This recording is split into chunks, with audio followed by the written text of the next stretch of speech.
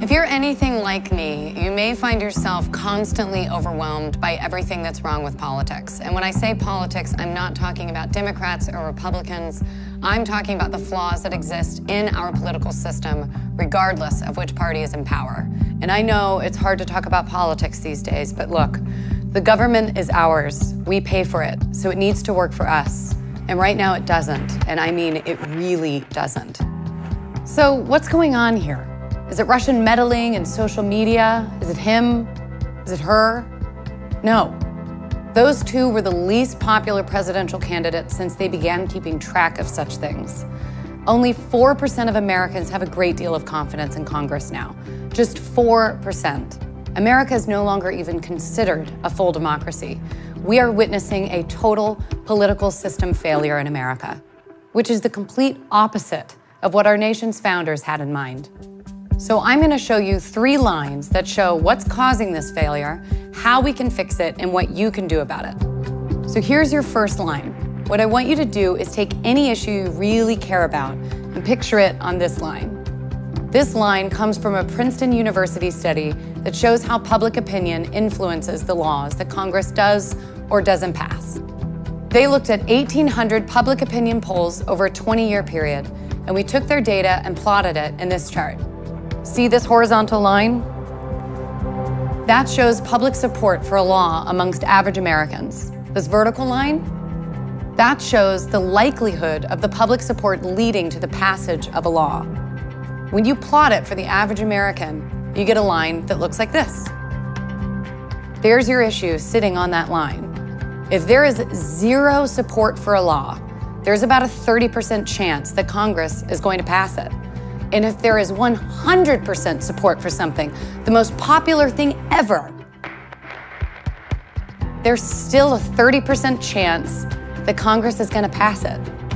So the line is horizontal because no matter how much support there is among average Americans, there's still a 30% chance that Congress is going to pass that law.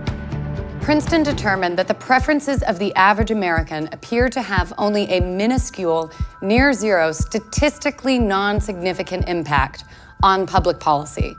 How in the hell does that happen? Consider this. Politicians are spending up to 70% of their time raising funds for re-election after they get into office. Why? Because in order to win a seat in the Senate in some races, you would have to raise $45,000 every single day. 365 days a year for 6 years to raise enough money to win. Now consider that only 0.05% of Americans give more than $10,000 to politics. And then you see why politicians have become completely dependent on the 0.05% of Americans, billionaires and special interest groups, who fund their campaigns. Meanwhile, you've got lobbyists writing our laws and donating to the politicians who pass them. We have a 2-party duopoly of Democrats and Republicans that makes it so that independents can't win, while the American people are leaving the major parties in droves. As you can see here, nearly half of American voters are now registered independent. And then there's gerrymandering, with politicians drawing the boundaries of their own voting districts into crazy shapes designed to prevent competition. Today, only 14% of House campaigns are actually competitive. 86% of them are not. And we wonder why young people feel that their vote doesn't matter. I've covered a lot here, but it all adds up to this vast ring of influence over our elected leaders. It's a corrupt system in which we, the people, have near zero influence over our own government. And that is sad. That is not the country I feel like I grew up in. But what's worse is that by allowing this to happen, we are causing the failure of the most important issues facing our nation. We're wasting trillions of dollars a year on fraud and abuse in our own government. 1 in 5 American children live in poverty. Our healthcare is the most expensive in the world. We have more people in prison per capita than Russia and China. We're losing jobs to the rest of the world, and we're not even doing enough to keep our air and our water clean for our children. America was founded on the promise of self-governance, but instead we have statistically non-significant impact on public policy. So first of all, the US Constitution gives states sole control over how elections are run, even federal elections. So when we fix gerrymandering or election laws, that fixes the federal election in each state. That means that by going state by state, we have an immediate impact on how we elect Congress and how we hold them accountable. But there's more, and that brings us to our second line. This line is from a Bloomberg News study. It finds that throughout American history, passing state laws leads to federal victory. Let me show you what I mean. This chart shows the number of states over time that pass laws giving women the right to vote. When it hits the right side of the chart, that's the federal victory. Okay, now I want you to watch the blue line. We're gonna do this again with interracial marriage. There were a few states in the Northeast that made it legal decades ago, and centuries go by, and we hit this blue line where all of a sudden there's a rush of activity, which leads pretty quickly to federal passage. So here we are again with same-sex marriage. One state, Massachusetts, for many years. A couple decades later, we hit that blue line, a jump in state activity and federal passage.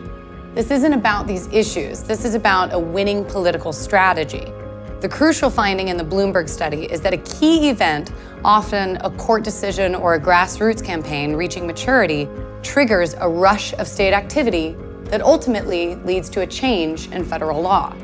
So fixing this problem is possible, but how do we create our trigger moment for this issue? Well, the grassroots campaign from the study, that's RepresentUs. We're bringing conservatives and progressives together to pass anti-corruption laws all across America using 3 strategic innovations: right-left coalitions, calling out corruption, and building a movement, a big movement. And I'm gonna break them down for you. Can I do this part? No. First, right-left. This is how people self-identify in America. This isn't party identification. This is how you feel politically. And as you can see, it's 25% liberal, 36% conservative, and 34% moderate. But for the past 40 years on the reforms I've outlined, it's liberals speaking to liberals using liberal language with liberal messengers, liberal. I just had to say that one more time. And you're just not gonna change the political power structure of America with 25% of the people. Fixing corruption requires that we enlist all Americans, liberal, conservatives, and moderates who, as we've shown, overwhelmingly support reform. Number 2, corruption. When we talk about money in politics, gerrymandering, democracy, campaign finance reform, most people just tune out, but people are fired up about corruption. And number 3, we must build a movement, a big movement comprised of all kinds of people from all across America fighting to pass anti-corruption laws, and then make sure they are implemented and protected.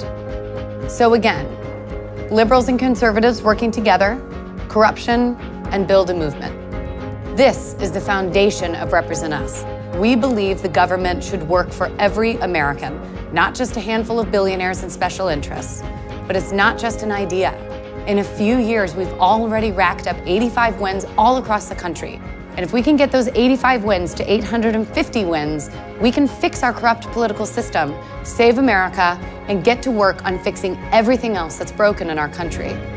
This is how we build this movement big enough to trigger that rush of state activity that leads to a change in federal law.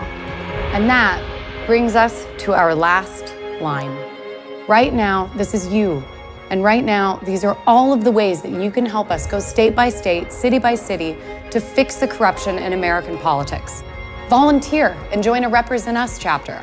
Or, if that's not your thing, join the Commonwealth to make a monthly donation in support of someone who does volunteer. 100% of your money goes straight to passing these laws, not to overhead or our expenses. Every voice matters. Your voice matters. If you do nothing, nothing changes. But if we all do a little, we can win together. So the only question left is this: will you cross that line? Join us at RepresentUs.